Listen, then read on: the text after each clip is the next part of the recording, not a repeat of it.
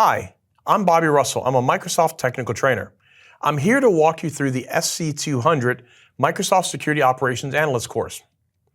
Welcome to Learning Path 5, Mitigating Threats Using Microsoft Defender for Cloud. In this learning path, we'll cover planning for cloud workload protection using Microsoft Defender for Cloud.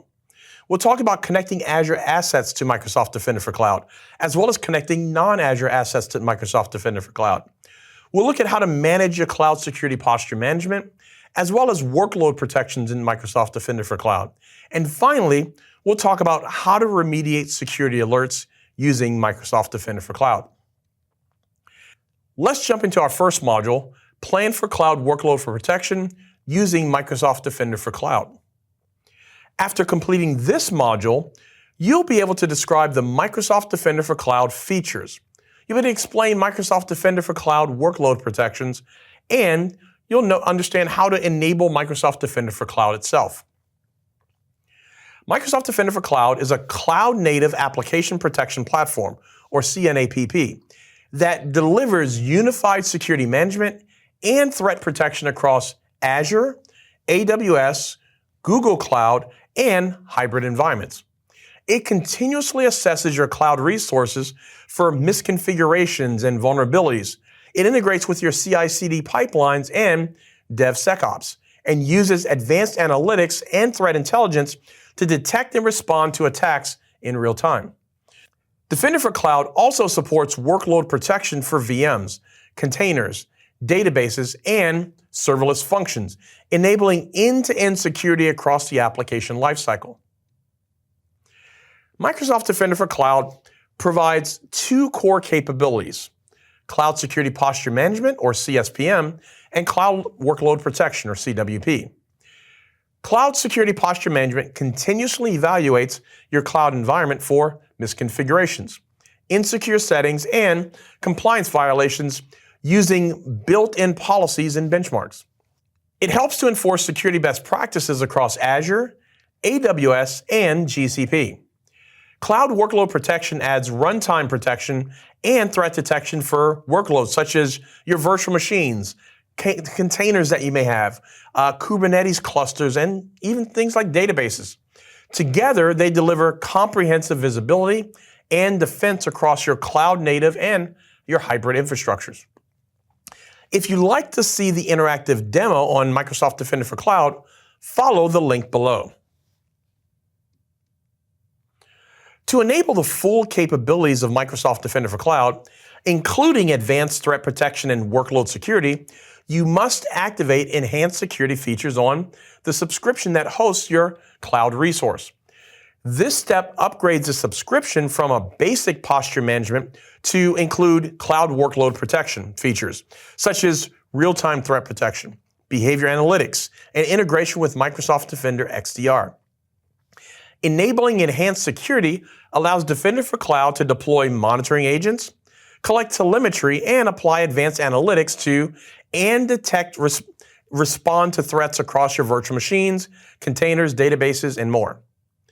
It also unlocks deeper insights into vulnerabilities, attack paths, and security recommendations tailored for your environment. Without this setting enabled, you'll only have access to the baseline posture management and compliance monitoring, so keep that in mind. So, let's dive into our second module, which is connecting Azure and non-Azure assets to Microsoft Defender for Cloud. So in this next module, we're going to talk about exploring Azure assets. We'll look at configuring settings and monitoring onboarding with Microsoft Defender for Cloud. We'll look at integrating Microsoft Defender for Endpoint with Microsoft Defender for Cloud. We'll look at connecting Azure and non-Azure VMs to Microsoft Defender for Cloud. And finally, we'll look at connecting AWS and Google projects to your Microsoft Defender for Cloud instance.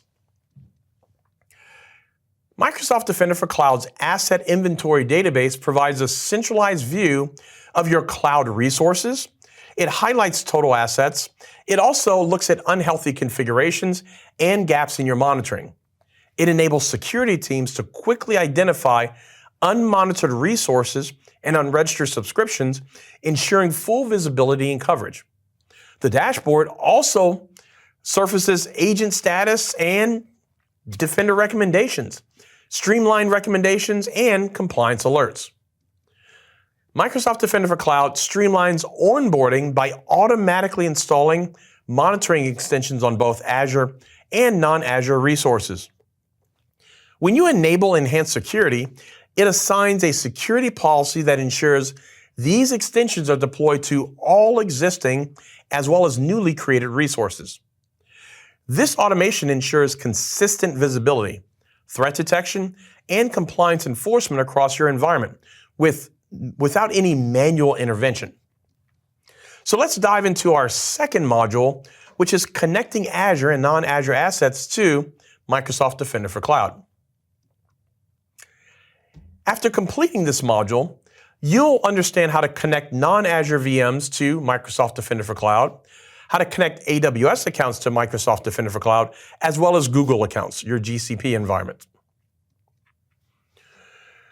Azure Arc lets you bring Azure's management and governance tools like ARM templates, Azure Policy, and RBAC to resources running outside of Azure, whether they're on-prem, in AWS, or another cloud provider, or at the edge. It gives us a consistent control plane across environments, so we can manage everything through Azure, the Azure portal itself. We can also manage it through CLI or PowerShell, just like we would with our native Azure resources. This really simplifies hybrid and multi-cloud operations without needing to re-architect workloads. If you're managing non-Azure VMs, Azure Arc is your bridge. It lets you install the connected machine agent and onboard those systems just like native Azure resources. From there, you can use data collection rules, or DCR, to deploy the Azure monitoring agent on both Windows and Linux machines. And for endpoint protection, Defender for Endpoint can be enabled at the tenant level through Defender for Cloud, using its native onboarding method for a more streamlined integration. When you onboard AWS accounts in the Microsoft Defender for Cloud, it integrates directly with AWS Security Hub to pull in findings and provide unified visibility. This means we can monitor Azure, AWS, and even our GCP resources all from a single pane of glass. It's a huge win for multi-cloud security operations because it centralizes insights, it provides consistent policy enforcement, and it streamlines threat detection across your platforms. So when you onboard GCP or Google Cloud Platform projects into your Microsoft Defender for Cloud, it connects directly with GCP's Security Command Center to bring in findings and security signals. This gives you a unified view of security posture and threats across Azure, AWS, and GCP, all in a single place. It's a big step towards simplifying that multi-cloud security operation that we just discussed, with consistent monitoring and policy enforcements. So now, let's go ahead and dive into our third module, which is managing cloud security posture management in Microsoft Defender for Cloud. And in this module, once you're completed, you'll understand and be able to describe the Defender for Cloud Secure Score. You'll be able to describe how Microsoft Defender for Cloud implements the Microsoft Cloud Security Benchmark, or MCSB. You'll also be able to explain the Microsoft Defender for Cloud Security Posture Management protections for your resources. So let's dive right in. The secure dashboard in Microsoft Defender for Cloud gives you a clear, quantifiable view of your security posture across Azure, AWS, and GCP. Right now, if you look, we're at 36%, which highlights some critical gaps in our environment. It breaks down the score by subscription and resource type, so we can pinpoint exactly where the issues are. What's really helpful is that it prioritizes your recommendations, so you know which actions will have the biggest impact on improving your overall score. This makes it easy to focus on remediation efforts and for you to track progress over time. This is the recommendations view in Microsoft Defender for Cloud, and it's where you get a prioritized list of security issues based on the risk severity levels. It helps us focus on the most critical vulnerabilities first, which is key when you're managing thousands of resources. Each recommendation is tied to a specific affected asset, so we know exactly where to look and what needs fixing. It also outlines the risk factors behind each issue, giving you context for why it's happening and why it matters. This makes it easier to plan remediation efforts and for you to track progress toward improving that overall security posture that you want in your enterprise. When you onboard a subscription or account in the Microsoft Defender for Cloud, the Microsoft Cloud Security Benchmark, or MCSB, is automatically applied. It's built on the Azure Security Benchmark framework, but goes further by offering detailed cloud-specific implementation guidance, not just for your Azure environment, but also for your AWS and GCP environments and other Microsoft Cloud services. This gives you a consistent, standard-based framework to assess and improve your overall security posture across your multi-cloud environments. When you onboard into Microsoft Defender for Cloud, the MCSB is automatically applied as the default positive policy. When you onboard into Microsoft Defender for Cloud, the Microsoft Cloud Security Benchmark, or MCSB, is automatically applied as the default policy initiative. It's the foundation for all the security recommendations you see in the compliance dashboard, giving you a clear view of how your environment stacks up against industry best practices. From there, you can drill into specific controls, you can track compliance scores, and generate audit-ready reports if you choose. The Microsoft Security Graph is a graph-based context engine that exists within Defender for Cloud. The Microsoft Cloud Security Graph collects data from multi-cloud environments and other data sources. To give you an example, the cloud assets inventory, connections, and lateral movement possibilities between resources, the exposure to internet permissions, network connections, vulnerabilities, and many more things. The data collected is then used to build a graph representing your multi-cloud environment. So now what you're seeing here is the Microsoft Attack Path Analysis feature within Defender for Cloud. And it's a game changer for understanding how threats could move laterally through your environment. It visualizes potential attack paths, showing how an attacker might gain access to your environment through misconfigurations or vulnerabilities to reach high-value targets. What's powerful is that it doesn't highlight risk. It gives you specific, actionable recommendations to break those paths. That means you're not just reacting to alerts, you're proactively reducing your attack surface. It's a practical way to prioritize remediation based on real-world exploitability, not just some theoretical risks. What you're seeing here is the Cloud Security Explorer in Microsoft Defender for Cloud. And it's a powerful tool for running graph-based queries across your environment. It lets you dig into relationships between resources and identities and configurations to uncover any hidden risks or suspicious patterns. The query builder is flexible. You can filter by specific criteria and pivot across different dimensions like resource types or region or a security state that you're looking at. It's especially useful for threat hunting or validating assumptions about your cloud architecture. And because it's graph-based, you're not just looking at any isolated data points, you're seeing how everything connects. We have our workbooks in Defender for Cloud. These are customizable dashboards built on top of the Azure Monitor logs, giving us deep visibility into our security data. They let us visualize trends, track compliance, and analyze alerts across Azure, AWS, and your GCP environments, all in a single place. You can use built-in templates or create your own using KQL, Kusto Query Language, to tailor insights to your specific needs. It's especially useful for your SOC teams, your security operation teams, who want to correlate signals and build out things like incident timelines. And since they're interactive, you can drill down into specific data points to investigate issues without leaving the dashboard. So now let's dive into our third module, Managing Cloud Security Posture Management in Microsoft Defender for Cloud.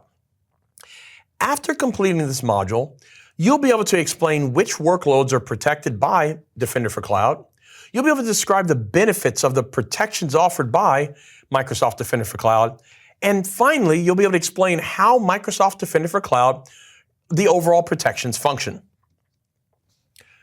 Microsoft Defender for Cloud offers Cloud Workload Protection, or CWP, plans that let us tailor security coverage across different resources, things like servers, containers, databases, and many more. For servers specifically, we can choose between Plan 1, which focuses on basic endpoint protection, or Plan 2, which includes advanced features like agentless scanning, malware detection, and SIEM integration. Plan 2 is the recommended option at roughly $15 per server per month, and it's designed for teams that need deeper visibility and automated threat response. The interface makes it way easy to switch plans based on your workload's risk, profile, and compliance needs. It's a flexible way to scale security without overcommitting resources where they're really not needed. Microsoft Defender for App Service leverages the scale of Azure to detect attacks targeting your web applications hosted on your app services. Every request to these apps passes through many inspection points before it even hits the app environment. These gateways log and analyze traffic in real time, helping to detect things like probing behavior and exploit attempts. The system uses telemetry to identify known threats and learn new attack patterns over time. It's a great example on how cloud-native security can adapt and scale with your applications. Defender for Cloud's workload protection for databases gives you the flexibility to apply targeted security controls across different types of database services. We can enable protections for Azure SQL, SQL on virtual machines, open source relational type databases, and Cosmos databases, all with pricing tailored for each resource type. The interface makes it easy to toggle the protection from on or off depending on your environment's needs and budget. For example, SQL on machines includes a per core cost, while Cosmos databases are priced based on the request unit, a per request unit pricing, which helps align security spend with usage. This modular approach is great for teams managing hybrid or multi-cloud database workloads who want to scale, protection and do it efficiently. Microsoft Defender for Storage makes it easy to get started with a one-click enablement, instantly applying protection to your blob storage, file shares, and your data lake storage. Once enabled, it monitors for suspicious activities and generates alerts enriched with Microsoft Threat Intelligence. So you're not just getting noise, you're getting context. These alerts can be investigated directly in Microsoft Sentinel, giving SecOps teams a streamlined workflow for things like triage and response. If needed, you can trigger automated remediation actions to contain, resolve any type of threats that may be out there. It's a clean, end-to-end flow from detection to resolution, all integrated into the broader Microsoft security ecosystem. Microsoft Defender for Containers gives us end-to-end protection for Kubernetes workloads, whether you're running in AKS, EKS, or even unmanaged clusters via Azure Arc. It integrates directly with your cluster infrastructure to provide real-time visibility into things like misconfiguration vulnerabilities and threats. You get automated discovery, policy enforcement through Gatekeeper and Azure Policy, and continuous monitoring of both the control plane and the worker nodes. The vulnerability assessments are agentless and built into the Defender profile, so there's a minimal overhead. It's a solid way to maintain consistent security standards across multi-cloud container environments without needing to bolt on any type of third-party tools. Microsoft Defender for Key Vault adds a native layer of threat detection to your secrets management without needing third-party tools. It monitors for unusual access patterns or potentially malicious activity targeting your Key Vault instances. When something suspicious happens, it generates detailed alerts that include context and remediation guidance. These alerts could also be routed via email to the right teams, so responses aren't delayed. It's a lightweight but powerful way to secure sensitive keys and secrets with very minimal overhead. Another one we have is Defender for Resource Manager. It adds a critical layer of protection by monitoring the control plane. Where attackers often try to manipulate resources through things like scripts or automation tools. It detects suspicious operations like disabling anti-malware, running shady scripts via VM extensions, or things like accessing resources from known malicious IPs.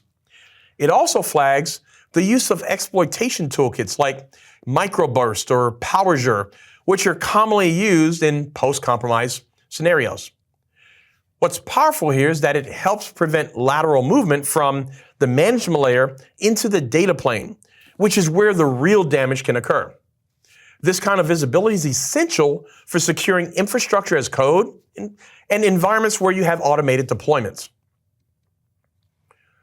Microsoft Defender for APIs gives us visibility into all APIs published through Azure API Management, which is huge for understanding our attack surface. It uses machine learning and threat intelligence to monitor traffic and detect threats aligned with the OWASP API Top 10. We also get insights into risky behaviors like non-authenticated or externally exposed APIs, and even dormant ones that might be forgotten but still accessible. It helps us classify APIs that handle sensitive data, so we can prioritize securing the ones that matter the most. This makes it easier to tighten your API security posture without having to manually audit every single endpoint. Defender for DevOps gives us centralized visibility into our GitHub and Azure DevOps environments, so you can monitor secure posture across your entire pipeline.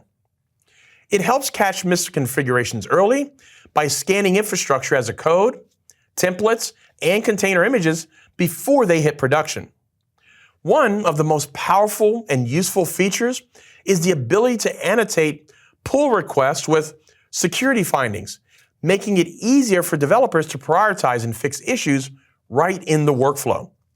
You can also assign ownership to ensure accountability and faster remediation. And you know what? Since it's available across multiple commercial cloud regions, it scales with global DevOps operations without adding any additional complexity. We're getting close here, so let's dive into our next module, Module 4, where we're going to talk about responding to alerts in Microsoft Defender for Cloud. So after completing this module, you'll be able to describe alerts in Microsoft Defender for Cloud, respond to alerts, as well as automate responses in Microsoft Defender for Cloud. Security alerts in Defender for Cloud are generated when suspicious or malicious activity is detected across our cloud resources. These alerts are enriched with context, like affected resources or severity and recommended actions, so we can quickly assess and respond. They're powered by Microsoft's threat intelligence and analytics, which means you're getting detection based on real-world attack patterns.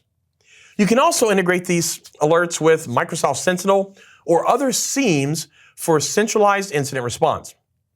And since alerts are mapped to the MITRE ATT&CK framework, they help you understand the tactics and techniques behind each threat.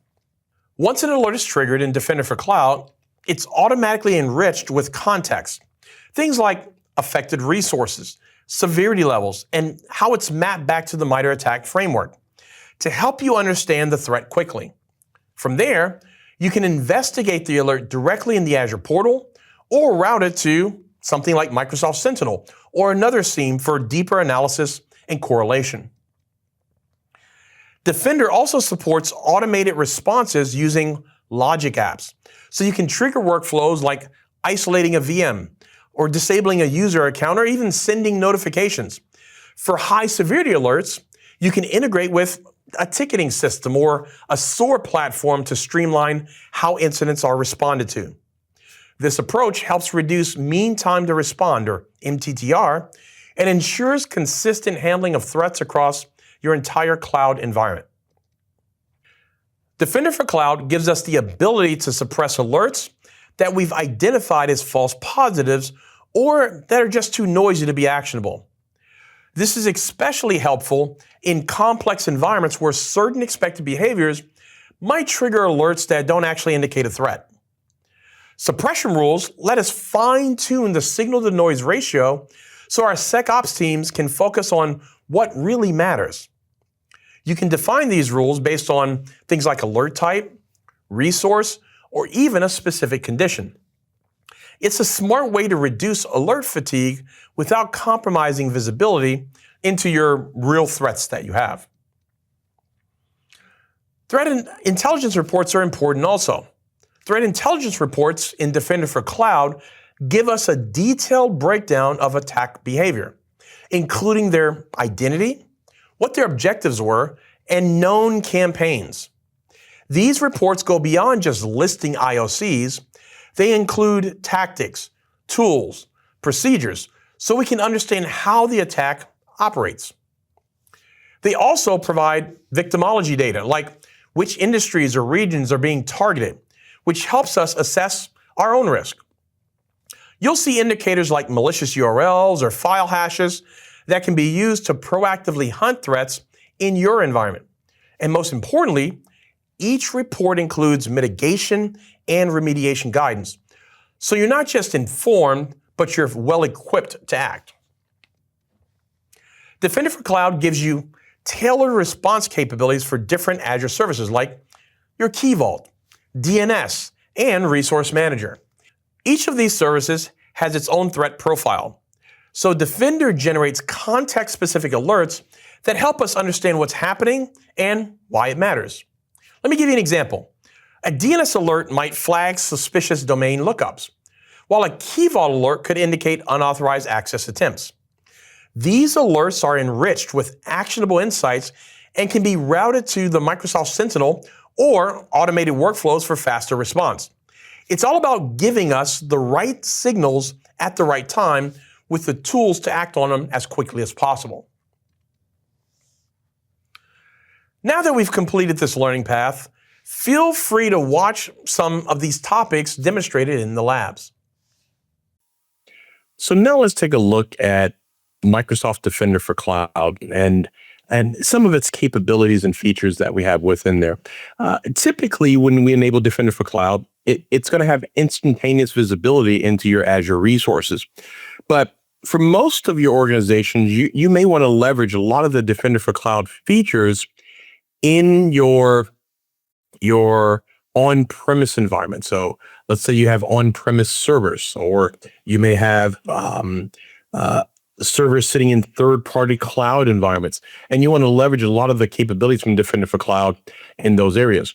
So in that scenario, before we start with Defender for Cloud, let's talk about how do we provide that visibility. And in order to do that, we're going to install something called Azure Arc, or more specifically, an Arc agent on in this case, simulated on-premise server. And this is going to be important because in order for a lot of the Azure features to work for on-premise environments, you've got to have some sort of agent for it to work, whether it's a log analytics agent or in this case, Azure Arc and so forth. So what I'm going to do is I've already downloaded the agent itself, and I'm going to install it. So what I'm going to do here is I'm going to open up a PowerShell window, and we're going to run this as an administrator. And what I'm going to do here is I'm going to run a specific command. And the command that I'm going to run is what you see here, which is basically Azure Arc Management Connect. The resource group it's going to be, which is Defender RG, the region it's going to be in, and then the Azure subscription that it's tied to.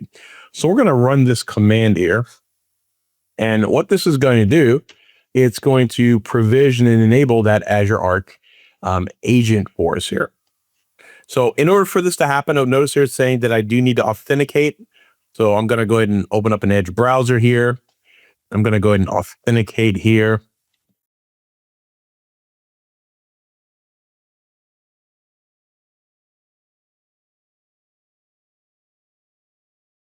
So you notice here authentication is completed. So I can go back to my PowerShell window and you'll see that it's in the process of installing the agent. So while that is installing, let's go ahead and open up the Azure portal so we can see what's happening on the back end here. So within the Azure portal, the first of all, the resource group that we're going to put this in is listed here, Defender RG. So if we select that, we'll see there's the resource group. And at some point, our server will show up.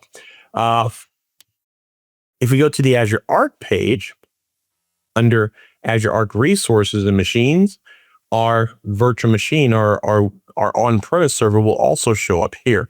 So let's see where we are in the process here, and let's just let this run. Okay. So at this point, our agent is installed. So you can see here it completed successfully. So if we go in here, let's go ahead and do a refresher. You'll see there's my server now, which is, if you look at it's my Windows server, my Win server here. So you'll see the Win server here.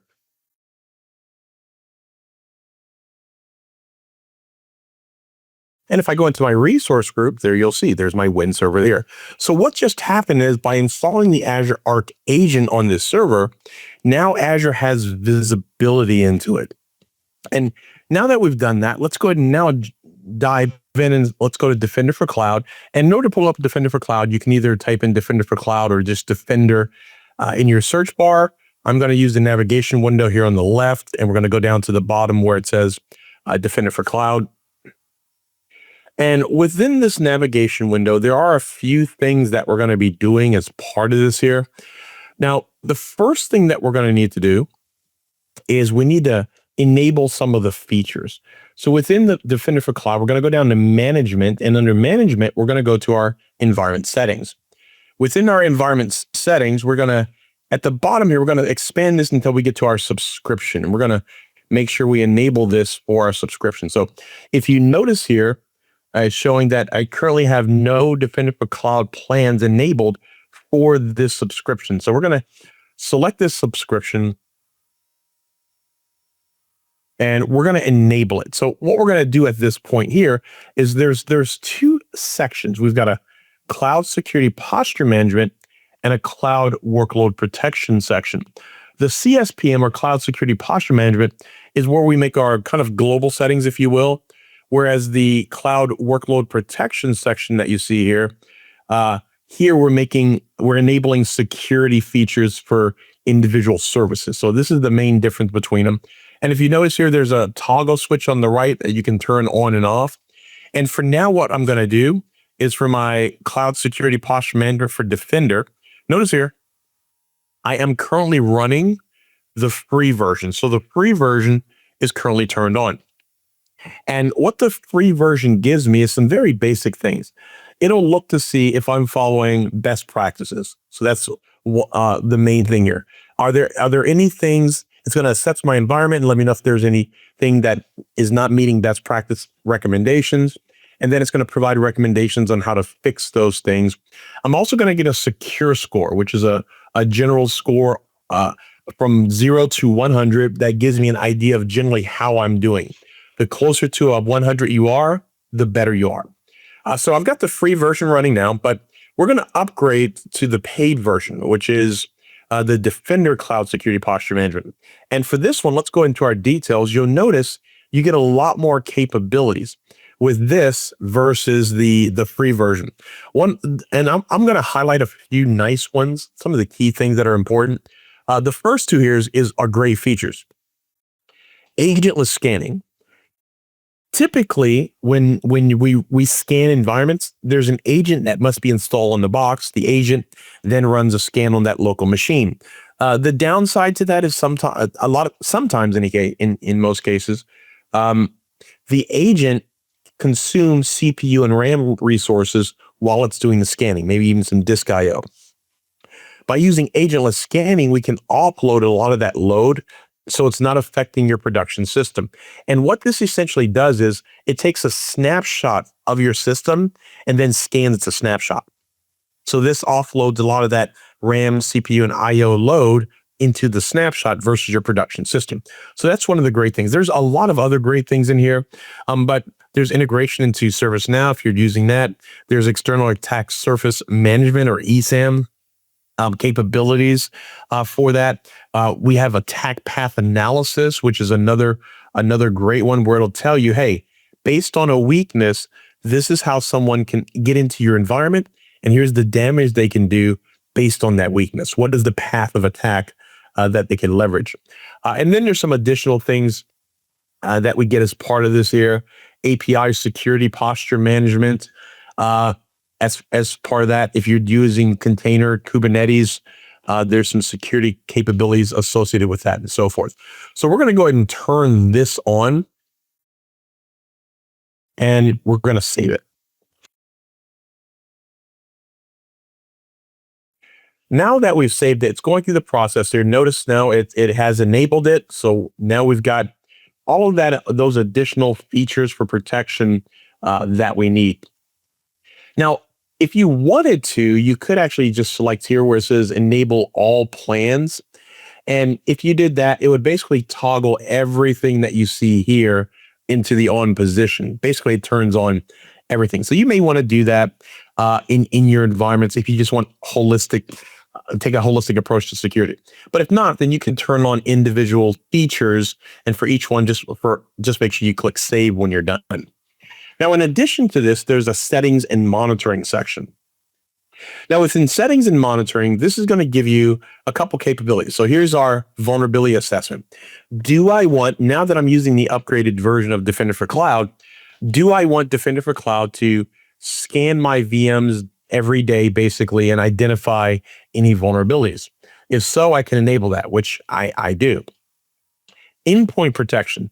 With this enabled, which I have it enabled here, what this does is it installs a Defender for Endpoint agent on any server that does not have it, that Defender sees. It has visibility into, which is very common. If you have a bunch of Azure servers that you're building and you turn this on, the agent will automatically be installed on those systems. So that's another great capability that we have. Now, there are some other options here that you can enable. Also, these are all going to be essentially global settings for those services.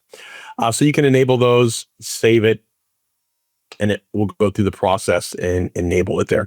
So that is the process that you would use to enable some of the advanced features that we have for Defender for Cloud.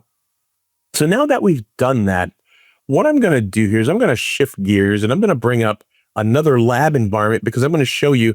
And the reason I'm doing this is because once you enable these features, it does take time for those services, for those features to actually show up in your environment.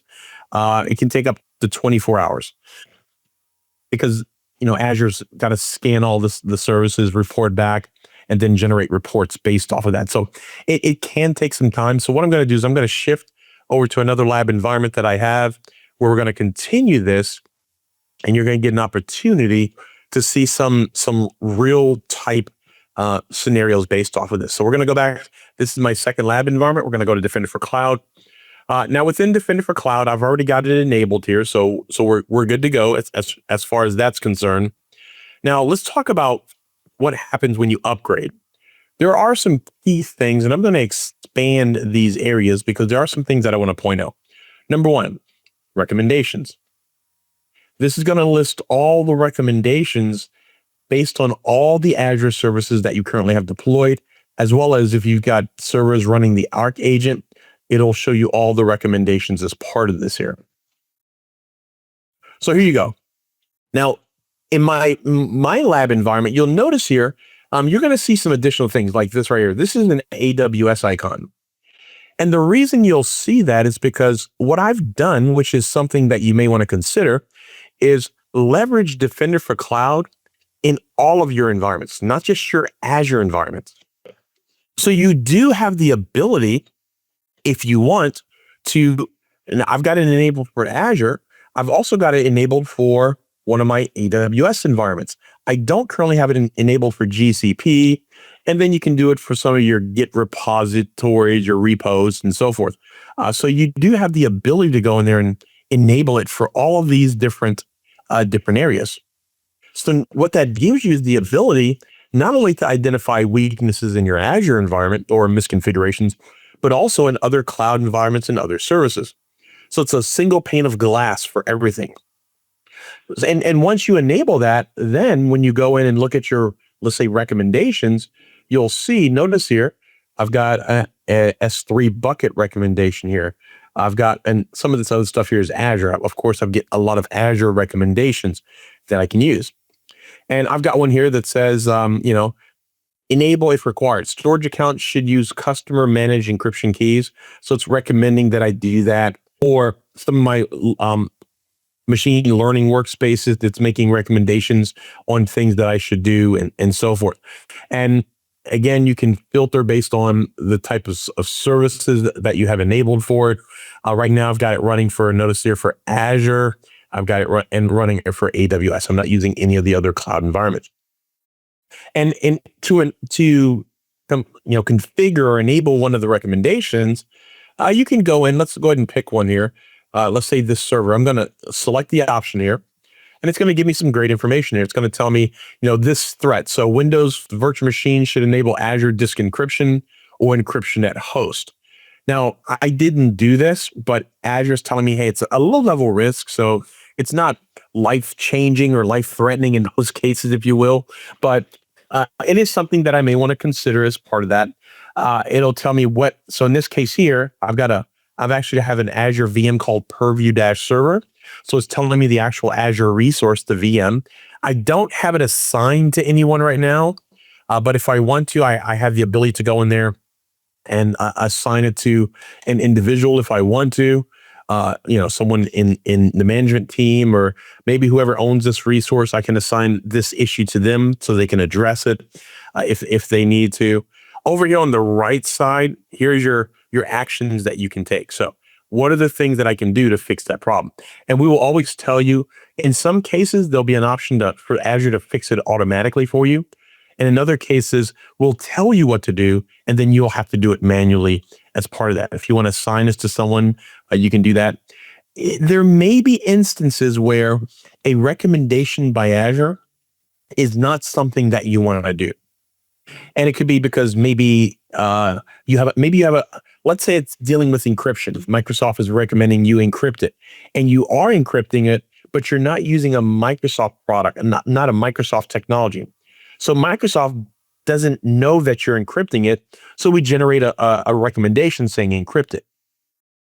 In those scenarios, or let's say you just don't want to do it. There may be cases where there's a business need, or just you don't want to do it, or you don't want to enable, the recommendation. For those, you can just exempt it. And what exemption does basically is you're telling Microsoft, hey, either I fix this with another product, or I don't care about this. It's not important to me, so stop bothering me about it, essentially. So you have the ability to do that as part of that. So that's your recommendations. Security alerts. If you have the upgraded version, if there are any security issues, they'll show up in your security alerts page. You have an inventory page. The inventory page will list everything that Defender for Cloud has visibility into. So all of these resources in my environment, Defender for Cloud has visibility into. So it can provide recommendations, vulnerability assessments, and so forth as part of that. For some of you, you may want to create your own custom dashboards for things that are important. So a workbook in Azure is a dashboard. So you can go in there and either use one of the pre-built dashboards, or you can create your own custom dashboard if you so choose. Other capabilities that we have, other features, if you will, one of those is your overall security posture. Now, this is going to be one of those very important ones, if you will. The security posture will generate what's called your security score, or secure score. This is a score. It's a percentage anywhere from 0 to 100%. The closer to 100% you're doing, the better you're doing. Now, in my lab environment, I'm at 56%, which is, it's nothing to, be excited about. There's a lot of room for improvement. Let's put it this way. But in this scenario, my secure score is based off of an average across all the environments that Defender for Cloud can see based on what I've configured.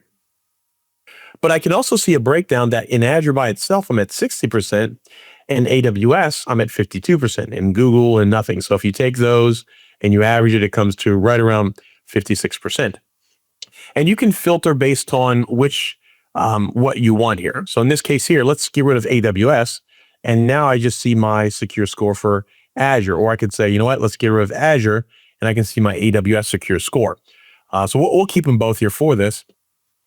And again, it also identifies down here the recommendations. And these recommendations are basically the same recommendations that you have here, except for they're filtered based on, they're easier to read. It's just filtered based on the service that you have.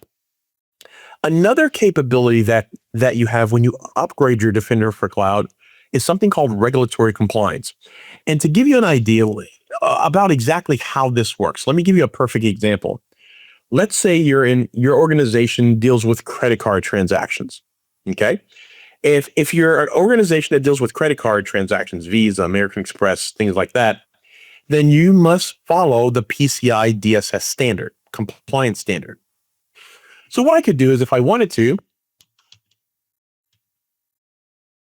I could go on the internet and, find a site that will have that. And I can read through all the standards associated with PCI DSS, and then go into my Azure environment and my AWS environment, my Google environment, and look manually to make sure I'm meeting all those standards, which would be a management and logistical nightmare. Or what I could do is with Defender for Cloud, I can go in, which I already have it enabled. You see it right here, but I'm going to show you how you do this. By default, when you enable regulatory compliance, you get the Microsoft Cloud Security Benchmark, MCSB. This is loaded automatically. And this will identify all the best practices for Microsoft based on our security standards. And notice the red. Red means there's room for improvements. So for the Microsoft Cloud Security Benchmark, if I go to the website,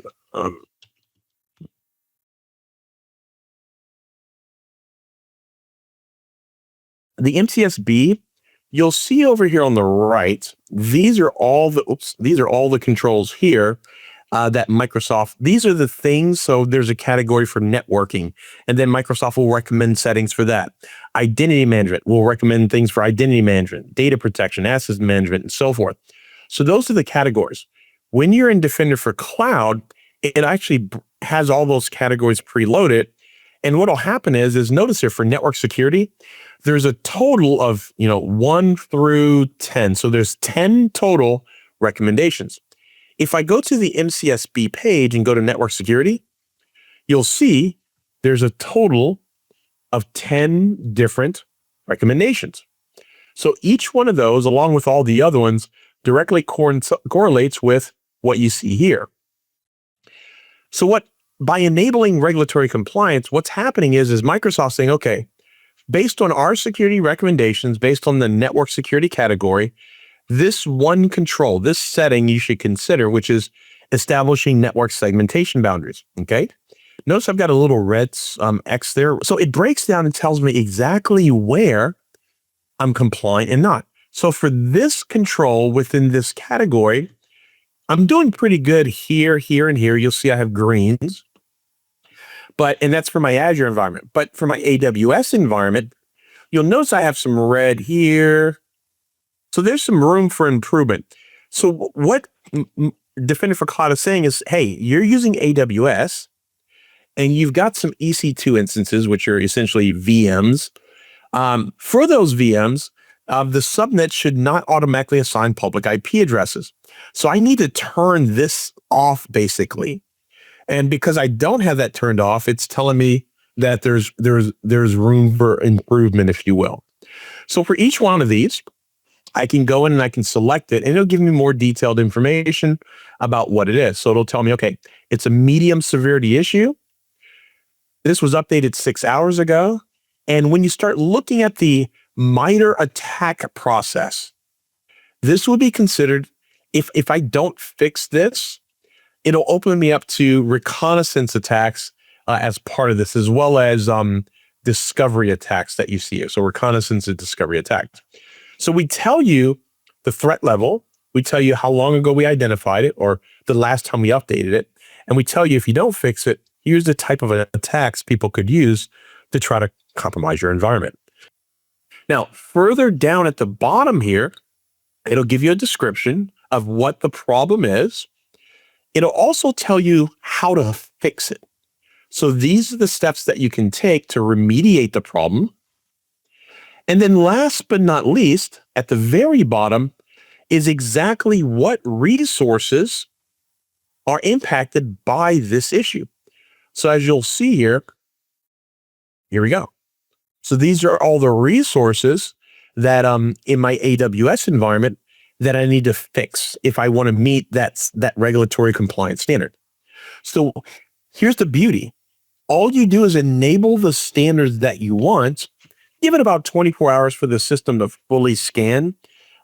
So in most cases, it's faster, but give it a little bit of time, and then it'll generate a report like we had for PCI DSS here. So here's my PCI DSS. I don't really do much with this. So if you notice, I've got a lot of greens because I don't really have a lot related to that, but there are some reds. And this comes directly from the PCI DSS standards. So these are things, let's look at a red one here, install and maintain network security control. So PCI DSS has a control called 1.3 or category 1.3.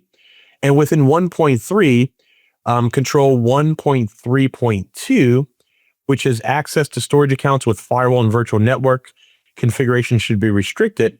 For that one, of all 10 resources that fall within this category, none of them are addressed. So I need to fix all 10 basically.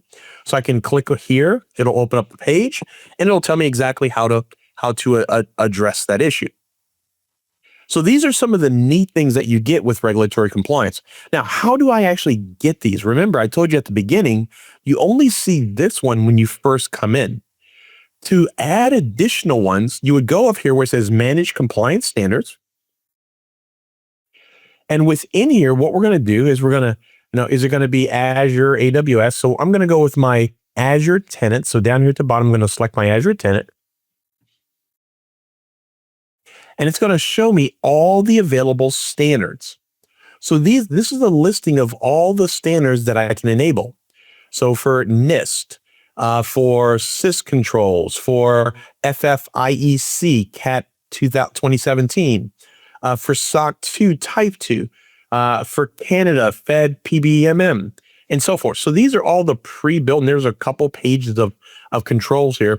And all I would do is pick the one I want, let's say Malaysia, and turn it on. For some of these, when you turn them on, it'll pop, it'll turn on here in a second. For some of these, when you turn them on, it will have you do some additional things. But for the Malaysia one, it just went in and notice here, it turned it on. So what's going to happen now is if I go back to my regulatory compliance, and if you notice, the Malaysia one doesn't show up yet because it does take time. So, give it up to 24 hours for it to show up.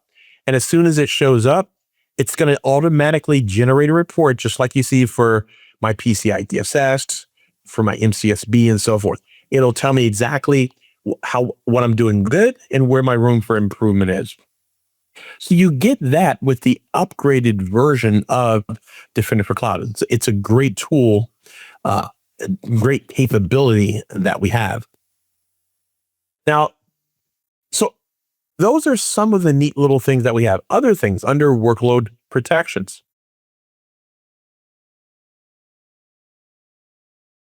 Okay, so within my workload protection, the first thing I'm going to focus on is at the very bottom. This is going to be kind of the awesome piece, if you will, of using this. Again, you must have the upgraded version of Defender for Cloud.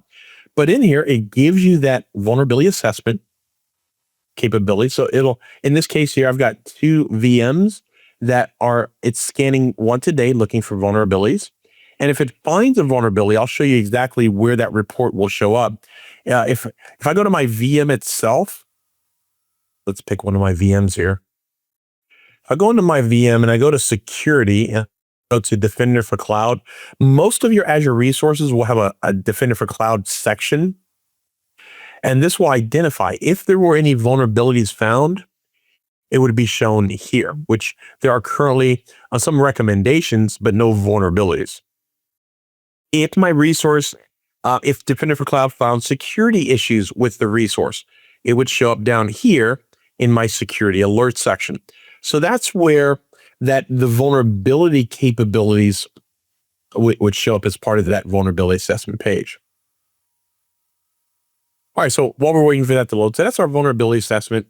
Just-in-time VM access, if you want to dynamically allow RDP or SSH ports to be enabled for security, you have the ability to turn on just-in-time VM access. And then you have some additional capabilities that you can enable as part of this process within your environment. So those are just some of the things I would recommend if you're playing around in your lab environment and you're going to do some of these things. I would highly recommend that you go through all of the different navigation options that you have here, see exactly what it is, click around, get familiar with it. If you're not familiar with or don't understand exactly what it's doing, you can go on the internet, go to the Microsoft Learn site, and we will have a lot of great information to help you understand a lot of the other capabilities for Defender for Cloud. Hopefully you enjoyed this and enjoy your labs. Thank you. All right, so in this learning path, we discussed Defender for Cloud. We talked about Defender for Cloud and that it's a DevSecOps solution that unifies security management at the code level across multi-cloud and multi-pipeline environments. We talked about cloud security in general. Microsoft Defender for Cloud provides cloud security posture management, or CSPM, and cloud workload protection. We talked about workload protections. Defender for Cloud offers workload protections for servers, containers, storage, databases, and many other workloads. We also talked about hybrid cloud protection. Defender for Cloud can protect hybrid cloud environments, including your non-Azure VMs and resources running in your AWS and Google Cloud environments. The last thing we talked about was alert remediation. Microsoft Defender for Cloud provides actionable tasks to mitigate threats, prevent future attacks, and trigger automated responses. So with that, this concludes our Learning Path 5. There are many ways to continue your learning journey. We encourage you to watch other videos in this course or search out your next favorite topic. Look on Microsoft Learn. There are a lot of great topics there. To find that, go to aks.ms.learn. Thank you.